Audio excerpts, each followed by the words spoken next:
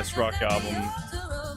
Randy Carly, Broken Horses. You redeemed yourself right there after your last... or something. Yeah, or something. Hey, there's a lot of or something categories from the Grammys, apparently. Man, the Grammys is one thing I used to pay attention to when I was younger. I have little to no use for it at this one. I actually watched the Ravens 30 for 30 last night. How good was it? Did you hear the big revelation that came out of that? I didn't. I don't know if I saw that. I saw what Trent Dilfer said about Tom Brady and Aaron Rodgers. Okay, which I think kind of got taken out of context a little bit Okay. when it got put out on Twitter. But, and I'm not defending Trent Dilfer. Trent Dilfer doesn't need me to defend him. But he did say, and this is what Trent Dilfer claimed, so they're playing the Titans in the division round. I remember watching that game because you talk about two teams that just beat the hell out of each other 3 times that year. Those were epic clashes. They're playing the Titans in the divisional round. Trent Dilfer gets to the stadium the Sunday morning. He can't find his playbook. He always packs and follows the same routine. He's like, he tells Matt Cavanaugh, the quarterback's coach, he's like, I don't have my playbook. I don't know where it is. It got stolen. He said about 12 years ago, and he said that the Titans are calling everything like before they run it. They know what they're going to run it based on formations, alignments, everything. So Dilfer was convinced somebody stole it. He said about 12 years ago, Greg Williams, shocker, admitted that he stole Trent Dilfer's playbook when he was the DC for the Titans. Makes so much sense. Is there... And I don't mean this personally because I don't know Greg Williams personally, but as a coach, purely from a coaching standpoint, they're a bigger piece of garbage in the NFL in the last quarter century. He's up there for sure. He's got to be top 5. I mean, the Hard Knocks, usually Hard Knocks will make a coach look better, right? Hard Knocks made that him look worse. Not just Greg Williams, the entire Cleveland Browns coaching staff. Dude, when he was at the Rams, like the Jeff Fisher stuff, it was like, oh, man. Or that wasn't Hard Knocks. That was the... What's the HBO one? HBO is the Amazon Prime one that they do in season. What's the name of it? I forget what it. All or Nothing. All or Nothing. Because I think the Rams were the first All or Nothing. That was when Jeff Fisher got fired. I remember that. But and I'm waiting on CB to text in his anti-Jeff Fisher text. Anytime we talk about Jeff Fisher, got to remember that he didn't want Vince Young, and VY succeeded. 31-17 as the starting quarterback in the NFL, despite Jeff Fisher not wanting him. Stoner, we might need to get the cauldron ready for Greg Williams just to make sure he never goes near a football locker room, coaching office, press box, or sideline ever again. But right now, we've got no more time to waste. We got to get to our flex update.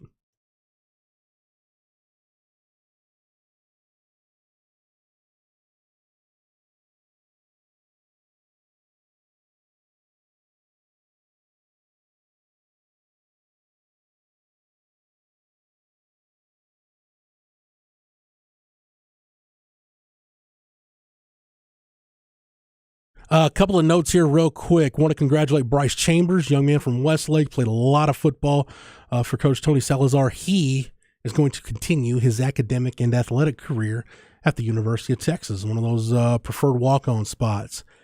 Cam, probably 2 kids in recent years that have been, and there might be more, but these are the 2 that I know off the top of my head because I follow so much Big 12 football. That have been preferred walk-ons that have quickly thereafter been awarded scholarships. Obviously, we know about Michael Taft going from Westlake to Texas, and Steve Sarkisian put him on scholarship between the end of the regular season and the bowl game. But Josh Cameron out of Cedar Park, preferred walk-on at Baylor, has turned out to be a really productive receiver for Dave Aranda. So preferred walk-on spot, it can get you somewhere. So congratulations to Bryce Chambers for continuing his athletic and academic career at Texas. 2 football prospects in the class of 2025 in the area that I want to mention. Adrian Wilson, 6 foot 2.5, 176-pound wide receiver from Weiss, already has offers from Baylor and Houston. And DJ Dugar, the 6'1", 205-pound running back out of Glenn, offers from Incarnate Word, UTSA, and Oklahoma State. Those are going to be 2 of the more well-known 2025 prospects in the area. You will hear more about those guys as the 707 circuit, which just got started recently, continues to pick up throughout the spring. So I wanted to highlight those 2 guys, and we'll highlight more. If you need more on Austin area prospects, Jordan Scruggs, who does a really good job covering recruiting for us at 24/7 Sports, at J Scruggs, SCRUGGS247 at JScruggs247. That's Jordan Scruggs' Twitter handle. He was following the Juice 7-on-7 team. That's the big club 7-on-7 program in the Austin area. A lot of stuff on some really quality underclassmen prospects from the Austin area on his Twitter account from this past weekend. So you can go there. And obviously, get over to flexatx.com, flxatx.com. All the latest high school basketball information that you need. A lot of games rescheduled to this past weekend after the ice, but the ice has been lifted. District games back underway. Your updated schedules are there at FlexATX, flxatx.com, at flxatx on the Twitter machine and on Instagram. All right. And your social media platforms, wherever you get that. All right. Now, before we get to the Longhorn Notebook, I do want to mention Stu Myrick wears a lot of hats for us here at the Horn. He's sideline Stu when he's part of that Lake Travis broadcast team with Mark Honing and Bucky Godbolt. He is Suplex Stu whenever he's doing anything in the world of professional wrestling. And now, this week, well, he's also Soccer Stu, spending as much time out with Austin FC as he does. But this week, he is a Suplex Stu whenever he's doing stuff in the world of professional wrestling. But he is Super Bowl Stu this week. Stu is down on Radio Row, and the Horn's big game coverage is brought to you by Texas Truck and Trailer, located in Leander on Crystal Falls Parkway and in Northeast Austin at I-35 and Runberg. Call Texas Truck and Trailer at 512-528-6038. That's 528-6038. And we want to thank Texas Truck and Trailer for sponsoring our big game coverage. Cam, I don't think we're going to get a ton of that just because the time slot we're in, but expect heavy Radio Row stuff coming from Stu for Chad and Zay, and then obviously for Ball Don't Lie later in the afternoon. Yeah, keep an eye out on hornfm.com for some Super Bowl updates from Super Bowl Stu. I know Chad and Zay might have him on a few times throughout the week as he's been out there. Wonder if there's going to be any good Super Bowl parties that Stu will be at. Also, he's going to the Lee Steinberg party on Saturday. I know that. The Phoenix Waste Management Open is this weekend. It's the biggest party. I knew you were going to be all over that. Oh, yeah. What I hear Aaron say, of the top 24 golfers in the world golf rankings, there's 23 that are playing in this tournament. Yeah, but remember, LIV doesn't count in the world golf ranking anymore, so it's like it's like a press release from the PGA Tour saying like, "Hey, look at us! We got the 23 best players in the world without Dustin Johnson, Cameron Smith, Abe Ancer, Carlos Ortiz, Joaquin Niemann, yada yada yada." You have an early favorite to win the Waste Management Open? Jon Rahm, best player next to Max Homa and Rory, probably on the earth right now. Is Waste Management just dumpsters? Good question. They clean out dumpsters. Because I really want to call this the Doo-Doo Water Open, but I don't know if they do like septic systems and whatnot. So I don't know, but I do know there's going to be a lot of beer cans on the 16th green probably. That looks like a good time out there, and especially this year with it falling on Super Bowl week. Like, I don't know how you feel about this, Cam, but I feel like that should be your Super Bowl rotation, right? Like Glendale, New Orleans, and then one of the Florida cities like Miami, Tampa, wherever you want to have it. That should be your rotation. Well, the issue is because last year when Scotty Scheffler won his first ever PGA Tour event, it was at the Phoenix Open, but it happened because he went to a playoff with Patrick Cantlay. They went to the third or fourth hole. The Rams-Bengals Super Bowl game had already started. So I was at a friend's house. They were watching it in the living room. I was in the bedroom because you got to support Scotty Scheffler, and they're thinking, why is this idiot watching golf? It's like, it's because Scotty Scheffler's first ever PGA Tour win, and he actually won it. So it's a good idea, but some golfers, I think Jordan Spieth talked about, because they've had it at Glendale, the University of Phoenix Stadium before, where it's like, yeah, I don't really care if I don't win because I want to get to the Super Bowl on time. Because if you go to a playoff this year, you'll be you got to do media and press and take pictures. You're going to miss the first half of the Super Bowl, and I can't imagine parking and getting there is going to be maybe some kind of gentleman's agreement. Yeah, if things are tight. Well, I believe going out of that 16th, 17th hole, they may have actually moved it up to Saturday, the Sunday. Oh, did they? This year, okay, they did that with the Farmers 2 weeks ago. Sweet. All right. So there's all your big game stuff. Again, as Cam said, if you miss any of it on the air, hornfm.com is your place to be. All right, let's go ahead and get to this hour's edition of the Longhorn Notebook. It is a Longhorn Notebook brought to you by Erin Bowersock, bowersockteam.com. She is your home loan expert. Let Erin do for you what she did for Craig and Linda when they made the move to Georgetown. As you heard Craig say earlier, nothing but great things to say about the job that Erin and her team did. It is bowersockteam.com. Erin Bowersock is your home loan expert. Cam, you ready for a little NFL draft talk, a little mock draft discussion? As long as it's not Bijan to the Eagles, then yes, I'm okay with it. Well, unfortunately, we do have to talk Bijan to the Eagles.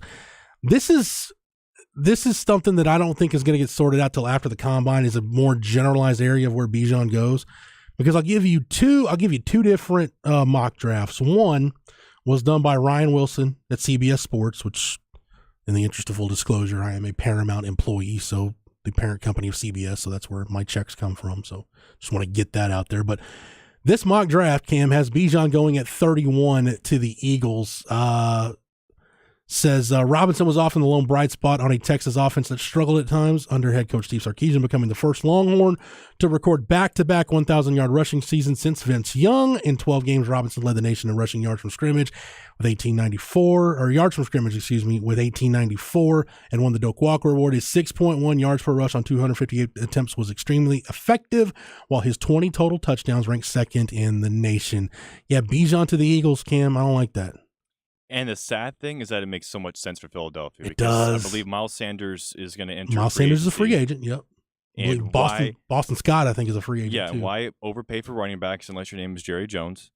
So it makes perfect sense because they have the best offensive line in the NFL, and they're probably going to bring most of their starters back next season. You plug Bijan in, that offense gets even more dynamic with a healthy Jalen Hurts, A.J. Brown, Devontae Smith, Dallas Goedert. I mean, it's not good for Cowboys. No, so this isn't a mock draft, but this guy came in my inbox this morning. Matt Miller, friend of the show, who has his own. Matt's done work for a lot of publications, but he's got his own thing going. The draftscout.com.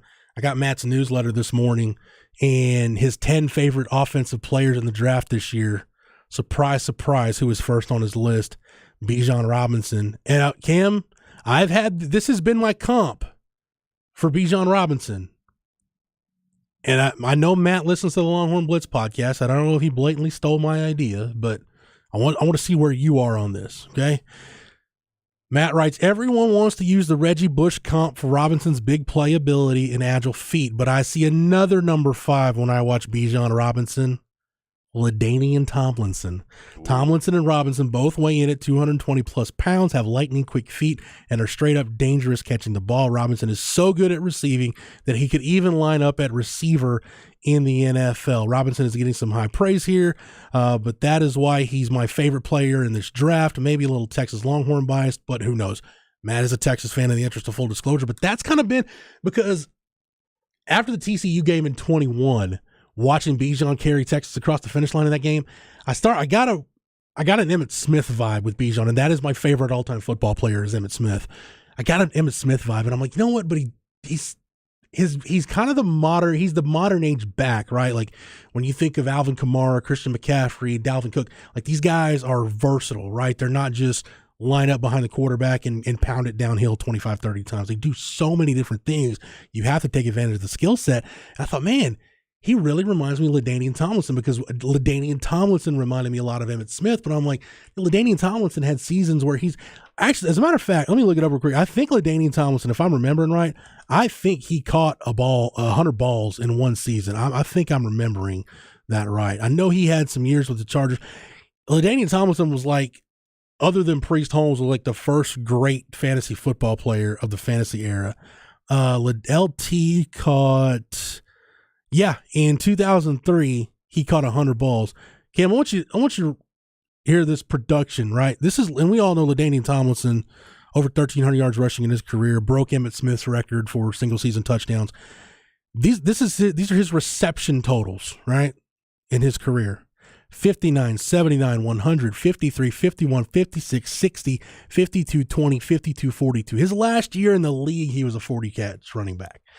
So... Wow. I don't know if Bijan can have that kind of production, but that's who he kind of reminds me of is LaDainian Tomlinson. That's been my comp for him. The other mock draft, Cam, that I want to bring up to you is one that Blake Brockermeyer did for us at 24/7 Sports. Blake's kind of become our draft guy.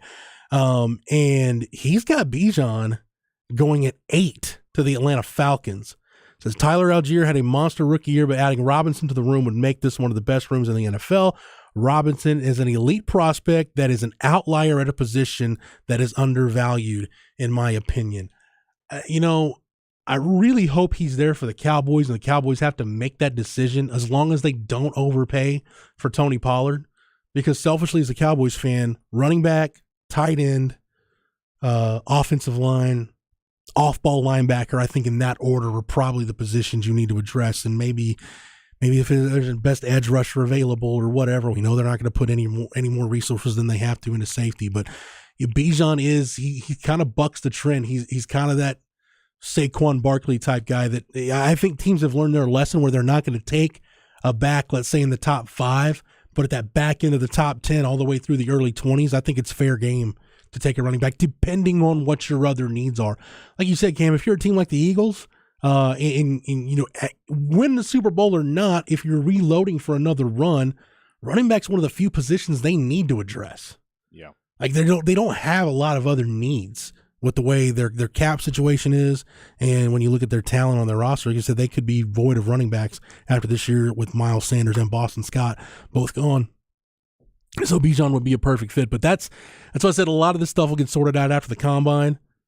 One mock draft has him going 8, the other one has him going 31. I think it's probably somewhere in between that he falls, probably in the late teens, early 20s, depending on who needs a running back. So any other thoughts on Bijan, Cam, as an NFL prospect? I think once he gets to the combine, Bijan's going to turn a lot of heads, just like a lot of quarterbacks who, during the college football season, you're thinking 4th, 5th, 6th round, but like Will Levis, Anthony Richardson, all of a sudden. Anthony Richardson's one. I can almost understand Will Levis because at least there should be enough sampling on the film with Will Levis that you can see it. And I understand quarterbacks get overdrafted all the time. Like in the recruiting industry, we way overvalue quarterbacks and we'll rank quarterbacks higher than they probably need to be ranked. And it's no different in the NFL draft. They will overvalue and overdraft quarterbacks. It's how you get Blake Bortles in the top 5 and a Blaine Gabbert up there, to Christian Ponder going in the first round. Guys that have no business going where they're going. That's how Zach Wilson goes from, we didn't really know, this guy wasn't even really on the radar, to a top 3 pick the following spring. But to your point, Anthony Richardson is the one that I just don't get. Yeah. I just don't understand how he's I don't understand how he's a first round pick. I just didn't see it at Florida. Just the Utah game. That's enough. That's it. All it takes is one game on tape, and it impresses scouts and GMs. And they don't watch games 2 through 11. They just watch that first game and think, okay, now for Bijan, it's game 1 through game 50 that he played at Texas, where it's every single game when he was playing at 25% health-wise, and he was still figuring out ways to impress him. I heard somebody, after the Utah game, try to compare Anthony Richardson to Vince Young. I'm like, dude, if I'm VY watching this, I'd be pissed off right now.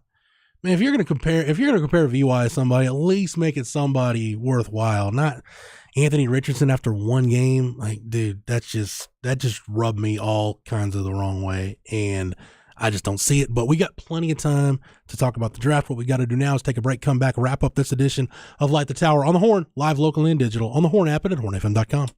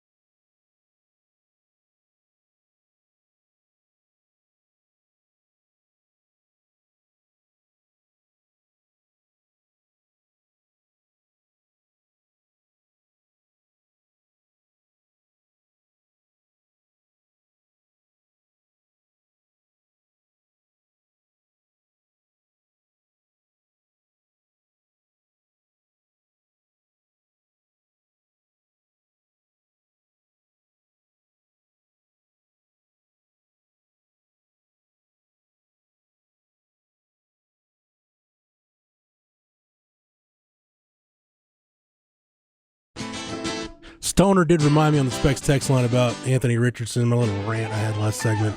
It is a copycat league, and some people said the same thing about Jalen Hurts. At least Jalen Hurts was productive and won a lot of games in college, but I digress. Cam, great job today. Thank you, Jeff. Thanks for everything. That's going to do it for a Monday show. Stay tuned. Chad and Zay up next. By the way, don't forget, 7:30 pregame, 8 o'clock tip, Texas and Kansas. That's now number 5 Texas taking on number 9 Kansas. Eddie Orrin and Craig Way with your call here on the Horn and all across the Austin Radio Network. For Craig Way, for Cameron Parker, I'm Jeff Howe. Thank you so much for listening, and we will be back tomorrow to light the tower on the Horn, live, local, and digital, on the Horn app and at hornfm.com.